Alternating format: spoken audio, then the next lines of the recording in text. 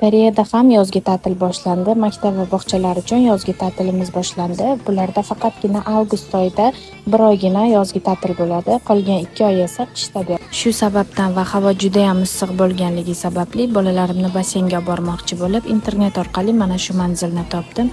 Juda ham katta va chiroyli joy ekan. Bolalarimga juda ham yoqdi. Bu yerda yosh bolalar va kichik yoshdagilar ham cho'milsa bo'lar ekan. Kattalar uchun suv biroz kamlik qiladi. Bolalarimni suvga otvorib, dugonam bilan qorinni g'amiga tushib ketib, qornimizni to'yg'izib rasmga tushishni boshladik.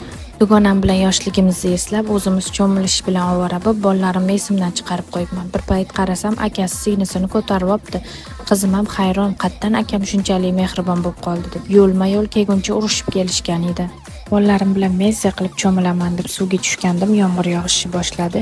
Keyin tezda kiyimlarimizni almashtirib yo'lga chiqib ketmoqchi bo'ldik. Qarasak, bizdan boshqa hech kim qolmagan ekan. Qornimiz juda ham ochgan edi. Kesak kari sotonam bizga chiroyli qilib go'shtlarni pishirib qo'yishibdi. Go'shtlarni yeb bo'lgandan keyin savob qilsang oxirgacha qilgin deb qizim bilan shirinlik yeyishga keldik.